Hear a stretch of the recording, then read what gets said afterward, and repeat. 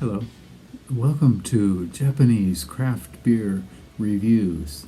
Today we will look at a beer from a very special brewery, and it's one of my favorite breweries in Japan, and that is Shiga Kogen Beer. And Shiga Kogen is kind of a subsidiary of Tamamura-Honten, which is a long-standing sake producer, Nihonshu producer in Nagano Prefecture. First, though, a little bit about Shiga Kogen beer.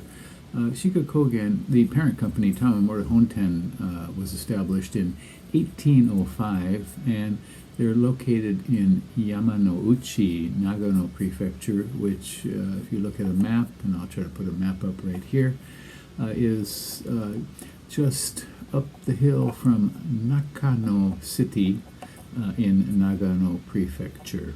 And it's also a ski resort as well. There are a lot of good skiing in the wintertime. And the beer division was the head brewer there is Sato Eigo, and he joined them in 2003 and began producing in 2004. So 20 years producing beer, and to my mind they are in the top maybe the top one or two in Japan.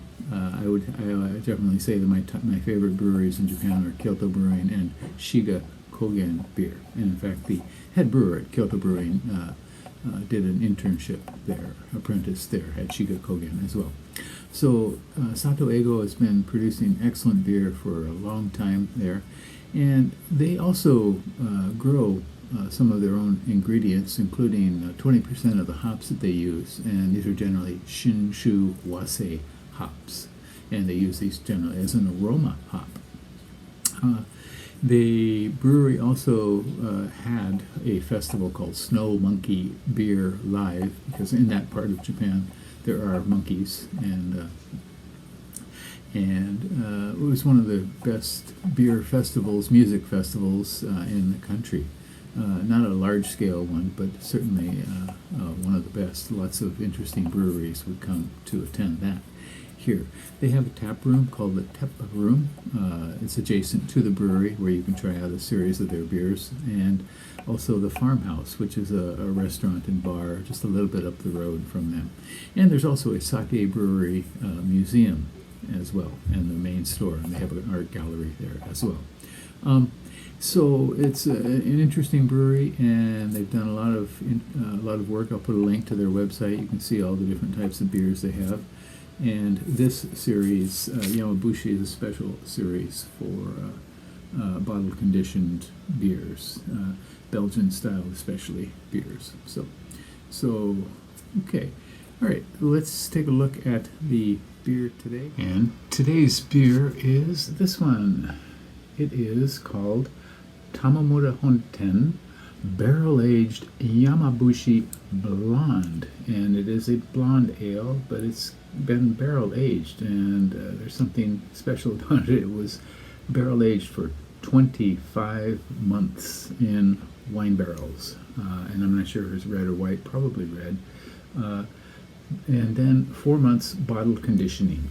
So this one is, according to the label here, is batch number 2, and it was bottled in 2019, September 6th of 2019. So I've been holding on to it for just about 4 years. It's been tucked away in the coolest part of my house, in a dark, quiet part of a closet. So this is Yamabushi Blonde, and it's considered it's labeled as a saison, but they do call it a blonde. And it is 7.5% alcohol. I don't know the IBUs. I kind of wish they would put that information up, but it's probably not, maybe more than 20 or 30. And on Rate Beer, there were only 6 ratings of this specific vintage, and the average was 3.81 out of 5. Untapped, Untapped is such a mess. There were so many different vintages listed, and too many years, and So I'm not going to, I just gave up on that. This was a gift from a friend. Thank you, Al. And it at the time cost a 1,980 yen, and in today's terms that would be about $14 or so. I think at the time that he bought it, it probably was a little bit more. Very quickly, Yamabushi, the name Yamabushi refers to a kind of monk, kind of an ascetic monk who sort of wanders in the hills and hikes around and does things like meditates under freezing waterfalls and jumps over fire and hikes around in the mountain. And it developed in 8th and 9th century as a kind of blend between early Buddhism and native Japanese Shinto. And these days, people who practice it are generally, it's maybe on a weekend or something like that, not full time. But in the past, they were, hermits who, hiked around in the mountains. And I'm not sure if they were in Nagano or not, but certainly up in Yamagata in northern Japan, definitely. In fact, you can take like a tourist experience where you can do a little bit of training as a Yamabushi. I'll put up a few pictures here of those monks, and you can take a look at them. But let's take a look. Oh, and one point of this hard training was to avoid earthly pleasures, to seek enlightenment and be reborn. But I think we're kind of defeating that purpose with this here. This is definitely a decidedly earthly or maybe heavenly pleasure, but let's find out. Okay, once again, Tamamura-Honten, barrel-aged Yamabushi Blonde, 7.5%, and it has been aged for quite a while. So according to this, it should have been probably brewed in 2017, 2016, so quite a while ago. But let's give it a go. Now, okay, cap off. I was kind of wondering if it's going to be a gusher or not, but let's give it a try. This is a champagne bottle, or 750 milliliters, with a dimple in the bottom to collect the yeast. And so at the end, you try to decant it. I wasn't being so careful there, but decant it without the yeast, and then in the end, you can swirl it around and pour some of the yeast into the glass if you like. Okay, and let's try this one out. My little kitty cat is watching me. The new kitty cat that we have. Let me see if I can turn this around and show you this young fellow here. Okay. All right, let's give this one a go. Okay, it is rather, the carbonation is kind of popping off the bottom here. So it's sort of breaking off there. But the head is almost minimal, very, very little. You can smell it from quite a while away. Oh my. Now, I didn't catch the fact that they're using Brett yeast in this, but apparently they are. I mean, it certainly smells like that. Okay. And it does have a nice, fresh, lemony sort of nose.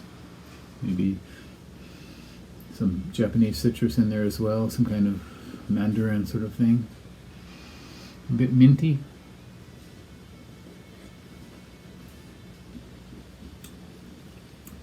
Ooh, it does have quite a bit of acidity, very definitely, and I'm sure we're picking that up from the wine barrels for sure.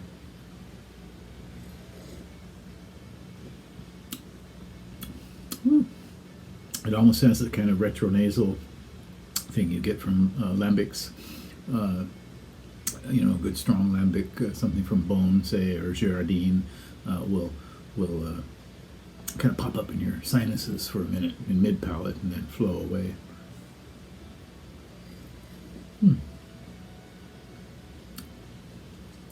Interesting. It's fresh, crisp. I don't really like the word crisp, but how do we say, something that kind of has a little bite and it flows smoothly after that.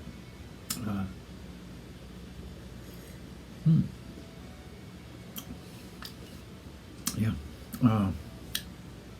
Citrus is probably the main element with quite a bit of acidity, light sort of vinegary note. Yeah, this is pleasant. This is great.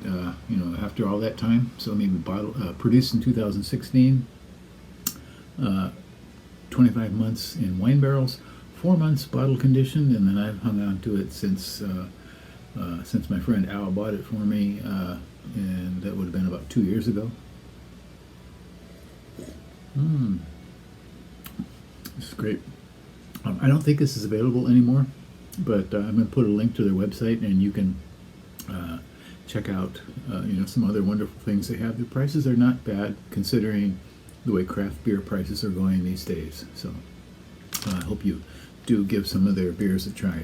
Shiga Kogen, and this again is Shiga Kogen Tamamura-Honten barrel-aged Yamabushi Blonde, 7.5% saison blonde style.